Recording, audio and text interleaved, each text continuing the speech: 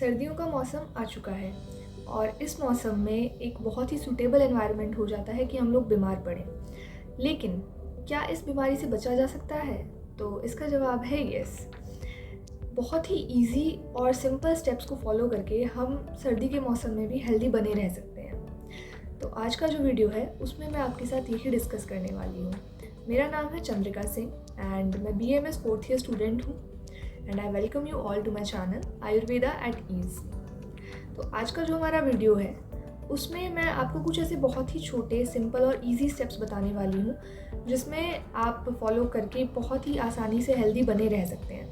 क्योंकि जो आयुर्वेद है उसका मुख्य प्रयोजन ही ये है कि जो स्वस्थ है उसके स्वास्थ्य की रक्षा करी जाए और जो बीमार है उसके रोगों को दूर किया जाए।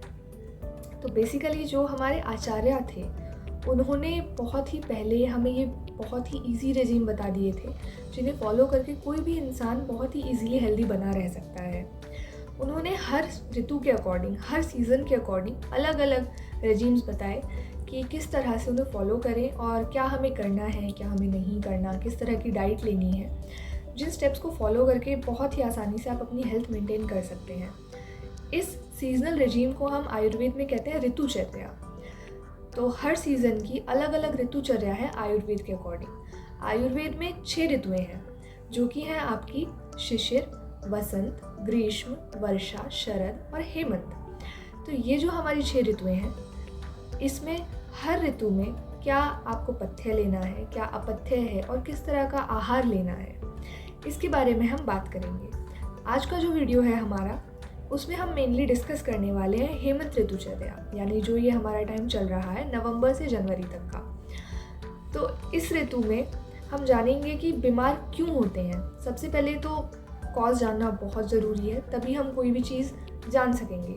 और मैं फिर से बता देती हूँ, इस वीडियो में हम कोई मेडिसिन डिस्कस नहीं करने वाले हैं, हम जस्ट प्रिवेंशंस को डिस्कस करने वाले हैं, क्योंकि prevention is better than cure.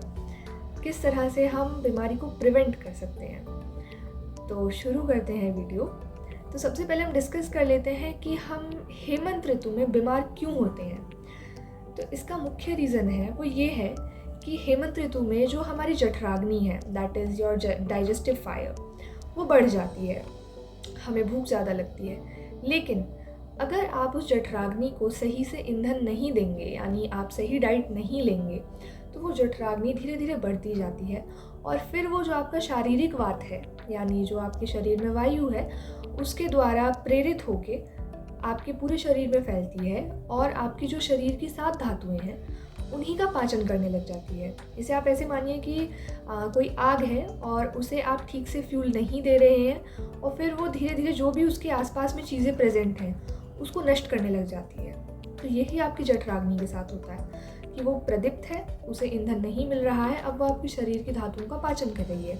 जब आपके शरीर की 7 धातुओं का पाचन होता है तो उनका जो सार होता है ओज, जो हमारे शरीर की 7 धातुएं हैं उनका जो लास्ट में सार बनता है, जो उनका प्रसाद बनता है, उसे हम कहते हैं ओज। तो उस ओज का क्षय होने लगता है और आयुर्वेद में ओज ही हमारी इम्यूनिटी है, जिस कारण से आपकी इम्यूनिटी लो हो जाती है और ये सभी चीज़ें मिलकर एक बहुत ही सूटेबल एनवायरनमेंट प्रोवाइड करती हैं बीमारियों के लिए। क्योंकि आपके जो शरीर की धातुएं हैं वो नष्ट हो रही हैं और आपका ओज है वो भी कम हो गया है बहुत ईजीली, इसलिए आप बीमार पड़ सकते हो। तो अब अगला सवाल उठता है कि कैसे इस सब को प्रिवेंट किया जाए। तो 3 चीज़ें हैं कि आपका पथ्य क्या है, यानी क्या आपको करना चाहिए, आपका अपथ्य क्या है, क्या आपको नहीं करना चाहिए, और आपका आहार, कि किस तरह का आहार आपको लेना चाहिए, क्या डाइट आपको फॉलो करनी चाहिए। तो सबसे पहले हम डिस्कस कर लेते हैं पथ्य। पथ्य में आप बहुत ही छोटी छोटी चीज़ें जो आप रोज़ में भी कर सकते हैं ईजीली। सबसे पहले आपको अभ्यंग करना है। Abhyanga you can say massage, but मैं जानती हूँ आज के टाइम में किसी के पास इतना टाइम नहीं है कि वो रोज़ सुबह उठ के अभ्यंग करे पूरे शरीर में। तो इसीलिए आपको क्या करना है, जो आपका हेड है, आपके हेड, ईयर्स और जो आपके पैर हैं, पैरों के जो तलवे हैं, आपको वहाँ पे सुबह उठ के तेल से मालिश करनी है। तेल आप कोई भी ले सकते हो, प्रेफरेबली तिल का तेल आपको लेना है, that is described as the best oil. But उसके सिवा आप नारियल का तेल, सरसों का तेल या तिल तेल जो भी आपके पास अवेलेबल हो वो ले सकते हैं। एक तो चीज़ आपको ये करनी है। Then next, you have to use lukewarm water.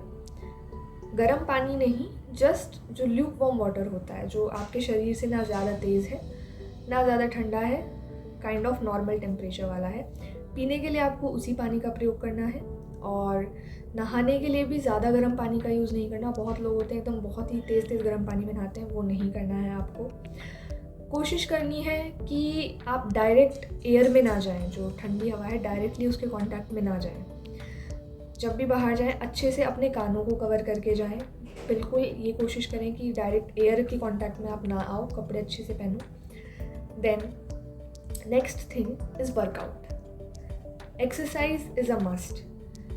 ठंड में हमारा मन नहीं करता कि हम एक्सरसाइज करें, और ये भी नहीं है कि आप बहुत ही हैवी वर्कआउट करें कि मतलब जिम जा रहे हैं हम या बहुत ही हैवी वर्कआउट कर रहे हैं, ऐसा नहीं करना। सबसे पहले तो आयुर्वेद के अनुसार जो वर्कआउट है उसकी एक क्वांटिटी निर्धारित करी गई है, वो है आपका अर्धशक्ति बल, यानी कि जितना वर्कआउट आप कर सकते हो अपनी कंप्लीट लिमिट पे जाके उसका हाफ करना है। अब ये कैसे पता चले कि अब लिमिट आ गई है या अब हमें रुक जाना चाहिए? तो उसके लिए सबसे इजी तरीका है कि जब आपको वर्कआउट करते हुए थोड़ा थोड़ा सांस चढ़ने लगे या आपकी नोज़ पे, आपके माथे पे पसीने के ड्रॉप्स आने लगे, तो आपको रुक जाना है। उससे ज़्यादा आपको वर्कआउट नहीं करना। आप तभी के तभी रुक जाइए, बैठ जाइए, आराम करिए। अब ठंड में क्या वर्कआउट करें, मन तो करता नहीं है, लेकिन जो सबसे इजी वर्कआउट है जो आप इस टाइम पे कर सकते हो, दैट इज़ वॉकिंग। धीरे धीरे मतलब बढ़ाएं अपना टाइम, बट कोशिश करें आप रोज़ कम से कम 15 से 20 मिनट वॉक करें। तेज़ तेज़ कदमों से थोड़ा वॉक करना है आपको। ये भी नहीं कि आप बाहर जाके वॉक कर रहे हो कि बाहर ठंड है, हमें ठंडी हवा के कांटेक्ट में नहीं आना, तो आप घर में ही तेज़ तेज़ कदमों से थोड़ा वॉक करो। Starting with the next point, अब हम डिस्कस कर लेते हैं कि हेमंत ऋतु में हमारा आहार कैसा होना चाहिए, हमारी डाइट कैसी होनी चाहिए, क्या क्या चीज़ें हमें अपनी डाइट में इंक्लूड करनी चाहिए। तो बेसिकली जो ऋतु है हमारी हेमंत, इसमें हमें जो आहार लेना चाहिए उसमें आपका उष्ण, गुरु और स्निग्ध, ये 3 जो गुण हैं वो मुख्य रूप से प्रेजेंट होने चाहिए। साथ ही साथ अगर हम रस की बात करें तो जो हमारे 6 रस हैं उसमें से आपके 3 रस यानी कि आपका मधुर, अमल और लवण, ये तीनों रस आपके मुख्यता से आप आहार में होने चाहिए। अगर हम इनके एग्जाम्पल्स की बात करें तो गुरु आहार हमारा कैसा होता है, वो आहार जो हमारा बहुत जल्दी से ना पचे, यानी खाया आपने और तुरंत पच गया, जैसे कि आपकी दाल, तो ये आप ले सकते हो गुरु आहार के रूप में, जैसे चना हुआ और ये सारी चीज़ें हुई। साथ ही साथ अगर हम बात करते हैं उष्ण वीर्य वाले द्रव्यों की, तो ये हो गए हमारे नॉनवेज। जो लोग नॉनवेज खा सकते हैं वो लोग नॉनवेज खाएं। उसके अलावा आपका मक्का हुआ, बाजरा हुआ, आलू, बैंगन, और स्पेशली जो जैसे साग आ रहा है इस मौसम में, तो ग्रीन लीफी वेजिटेबल्स आपको खानी है ज़रूर।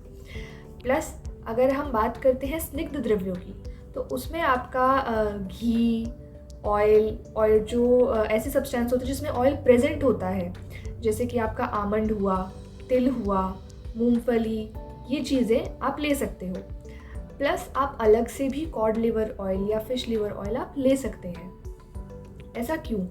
जो स्निग्ध द्रव्य हैं हमारे, ये कार्बोहाइड्रेट से ज़्यादा एनर्जी भी आपको प्रोवाइड करेंगे, एक लंबे टाइम तक आपको एनर्जी भी बनी रहेगी, और साथ ही साथ जो आपके बॉडी की 7 धातुएं हैं ये उन्हें नरिश भी करेंगे और आपकी बॉडी में स्निग्धता बनाए रखेंगे, आपकी बॉडी को ड्राई होने से बचाएंगे।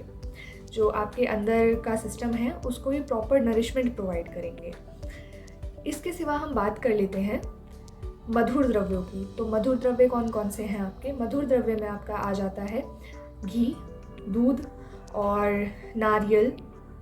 साथ ही साथ जो गुड़ है, यानी जैसे आपका ईख का जो रस है उससे बने हुए जो पदार्थ हैं, जैसे गुड़ हुआ, शक्कर हुई, प्लस आपका हनी हुआ, अखरोट हुआ, ये आपके मधुर में आ जाते हैं। इसके अलावा अगर हम अमल द्रव्यों की बात करें तो अमल होते हैं हमारे खट्टे द्रव्य, जैसे कि अनार हुआ, आंवला हुआ, इमली हुई, साथ ही साथ दही, मट्ठा। अब बहुत सारे लोग सोचेंगे कि ठंड में दही कैसे खा सकते हैं, तो ये एक बहुत ही नया कॉन्सेप्ट शायद आपको लग सकता है, लेकिन आयुर्वेद में ऐसा बोला गया है कि आपको हेमंत ऋतु में दही खानी चाहिए। लेकिन उसके लिए कुछ रूल्स हैं, ये नहीं कि आप कैसे भी दही खाना स्टार्ट कर दें। एक तो आपको दही वो खानी है जो सम्यक तरीके से जमी हुई हो, जो प्रॉपर तरीके से जमी हुई हो, क्योंकि ठंड में दही बहुत अच्छे से नहीं जम पाती है। तो दही सिर्फ वो खानी है जो अच्छे से जमी हुई हो। प्लस गरम दही नहीं खानी है कि ठंड है तो हम दही को गरम करके खा लें, गरम करके दही नहीं खानी है। रात में दही नहीं खानी है, सिर्फ आप दिन में दही खा सकते हो। इसके सिवा अगर हम बात करते हैं लवण पदार्थों की, तो जो आपके सॉल्ट्स हैं, तो सॉल्ट तो हम डाइट में इंक्लूड करते ही हैं, बट हाँ, सॉल्ट आपको लेना है खाने में। साथ ही साथ जितने भी हमारे ड्राई फ्रूट्स हैं वो आपको लेने हैं। मुनक्का हुआ, अखरोट हुआ, बादाम और काजू, किशमिश, ये सब आपको लेने हैं। इसके साथ साथ जो आपको एक छोटी सी चीज़ करनी है वो ये है कि आप ले सकते हो हल्दी वाला दूध, that is also known as golden milk, तो वो आपको ज़रूर कंज्यूम करना है। प्लस आप गाय का दूध जो है हमारा, गाय का दूध और गाय के दूध का घी, वो हमारा सबसे बेस्ट बताया गया है, तो कोशिश करें अगर आप उसका प्रयोग कर पाएँ। साथ ही साथ एक छोटी सी चीज़ आप और अपनी डाइट में इंक्लूड करें, दैट इज़ च्यवनप्राश। च्यवनप्राश जो है हमारा, वो एक रसायन पदार्थ है, वो मेडिसिन नहीं है। आयुर्वेद में उसको रसायन के अंतर्गत रखा गया है। अब रसायन क्या होता है? रसायन वो द्रव्य हैं आपके जो आपको एंटी एजिंग, इम्यूनिटी बूस्टिंग का काम करते हैं और जो आपको अंदर से हेल्थ प्रोवाइड करते हैं। They are not considered as medicine, but definitely they helps in rejuvenating you, detoxifying you and they help in developing you a better health. अब बात कर लेते हैं कि च्यवनप्राश खाना कैसे है। खाने का एक प्रॉपर तरीका है। आपको क्या करना है कि सुबह और शाम में 2 टाइम आपको लेना है। इसके साथ साथ ध्यान रखना है कि एकदम से बहुत ज़्यादा नहीं खाना। आप 2 चम्मच तक खा सकते हो दिन में, 1 चम्मच सुबह, 1 चम्मच शाम को। और स्टार्ट कैसे करना है, आप जितना आपकी उंगली में एक बार में आ जाए, आप उंगली ऐसे करके लेंगे तो एक बार में जितना आपकी उंगली पे आ जाए उसको धीरे धीरे चाट के खाना है आपको। और इस क्वांटिटी को आप धीरे धीरे इंक्रीज़ करके 1 से 2 स्पून तक ले जा सकते हैं। ये आपको करना होगा। छोटा सा एक चीज़ अपने डाइट में इंक्लूड, इससे क्या होगा कि आपकी जो इम्यूनिटी है वो बूस्ट होगी। च्यवनप्राश आपके ओज की वृद्धि करता है, आपकी जो धातुएं हैं उनको तृप्त करता है, उनकी पूर्ति करता है। साथ ही साथ आपकी बॉडी में जो हीट है उसको मेंटेन रखता है, आपके रेस्पिरेटरी फंक्शंस को ठीक रखता है, आपके डाइजेस्टिव फंक्शंस को ठीक रखता है। प्लस एंटी एजिंग प्रॉपर्टीज़ हैं इसमें, स्किन के लिए बेनिफिशियल है। तो ये चीज़ आपको अपनी डाइट में इंक्लूड करनी चाहिए। इसके अलावा अब हम बात कर लेते हैं कि हमें क्या नहीं करना चाहिए या क्या चीज़ें हमें अवॉइड करनी चाहिए। तो आपको दिन में नहीं सोना है, दिन में सोना अवॉइड करें बिल्कुल, क्योंकि उससे आपकी बॉडी में कफ बढ़ जाएगा और फिर से आप बीमार होने के ज़्यादा चांसेस में आ जाएंगे। साथ ही साथ आपको डाइटिंग नहीं करनी है। अभी हमने डिस्कस किया कि डाइट कैसे एक बहुत इंपॉर्टेंट रोल प्ले करती है आपके ओज की मेंटेनेंस में। तो इसीलिए अगर आप डाइट कंट्रोल करने लगेंगे या डाइटिंग करने लगेंगे तो वो एक बहुत ही नुकसानदायक फैक्टर हो जाएगा। तो यस, ये बहुत ही छोटी छोटी और सिंपल ईजी स्टेप्स हैं जिन्हें फॉलो करके आप हेल्दी बने रह सकते हो। और मुझे लगता है कि आप अपने डेली लाइफ में भी इसको फॉलो करते होगे या आगे से और इजीली फॉलो कर पाओगे। तो बस यही थी कुछ छोटी छोटी टिप्स आज के लिए इस वीडियो में, और मैं उम्मीद करती हूँ आपको ये वीडियो अच्छी लगी हो। तो please press the like button और इस वीडियो को शेयर करें अपने जानने वालों के साथ, जिससे सभी लोग इस चीज़ को जान सकें, इस इन्फॉर्मेशन से फ़ायदा ले सकें। तब तक के लिए मिलते हैं अगले वीडियो में, एंड सब्सक्राइब माई चैनल ऐसी ही और वीडियोज़ के लिए। And thanks for watching this video.